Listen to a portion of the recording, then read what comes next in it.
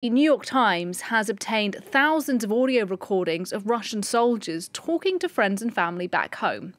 The intercepted phone calls offer something of an insider account of failures on the battlefield and of civilian executions as well. Well, there are more than 4,000 recordings, and we've isolated just a few of them for you to listen to. Ну, а так у нас 50% полка уже нету. Дали приказ убивать каждого, кого видим. Приезжаю, увольняюсь, нахуй, все, ебало из армии. Путин дурак Киев хочет взять, а у нас это не получится никак.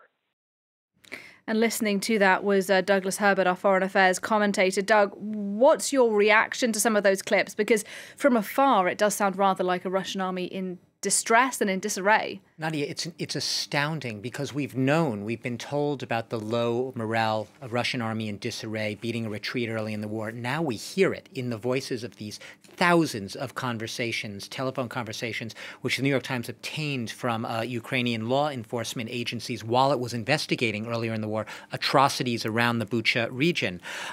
It's absolutely what you just heard is a tip of the iceberg. You hear everything from talk of the civilian slaughter, Russians essentially admitting to killing and shooting civilians. In one case, you hear a soldier, Sergei, speaking to his girlfriend. He says, and I'm reading the quote, "We detained them, undressed them, and checked all their clothes. Then a decision had to be made whether to let them go. If we let them go, they could give away our position. So it was decided to shoot them in the forest," to which the girlfriend says, "Did you shoot them?" "Of course we shot them," Sergei says.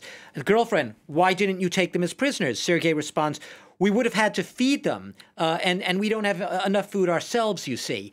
I mean, unbelievable. So, civilian executions also talk of these recordings paint a picture starkly at odds with the rosy propagandistic message being beamed night after night on Russian state TV at home, a special operation going according to plan. You have one soldier saying in one of these conversations, speaking to his mother, "Mom, we haven't seen a single fascist here." Obviously a reference to Putin and all of his officials constantly talking about Ukrainian Nazis everywhere. This war is based on a false pretense. No one believed needed any of this. That's the soldier on the ground trying to tell his mother back home, "Mom, I'm here. There are no fascists. There are no Nazis around anywhere." There's talk of the looting. We heard of soldiers in these villages going in, taking over homes where Ukrainians had fled or been killed or shot, and taking their TVs. In one conversation, you hear a soldier saying to either his partner, his wife, saying, "Do you want a Samsung or an LG?" Blenders, electronic appliances, everything is good for stealing here. Construction tools, literally loading them into cars. They even found evidence of packets being shipped in the days after the retreat from some of these cities. And I'll just leave you with this. Also, a lot of talk of contempt for their superiors. We heard one of them saying, Putin's a fool in that earlier one. One says, "Effing higher-ups can't do anything. Turns out they don't really know anything. They can only talk big in their uniforms." That was a soldier named Roman talking to his partner. And it goes on and on and on.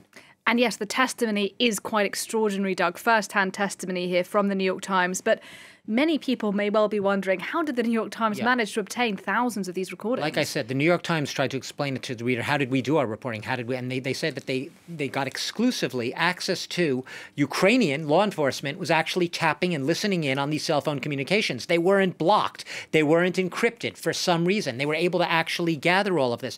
The New York Times got it from the Ukrainian law enforcement. So the normal thing is, if you're a viewer, you might be saying, "Oh, well, how do you know that the Ukrainian law enforcement authorities didn't just trump up these phone calls? They're all fakes." No, they weren't. The New York Times visual investigations team, they have a special team dedicated to this.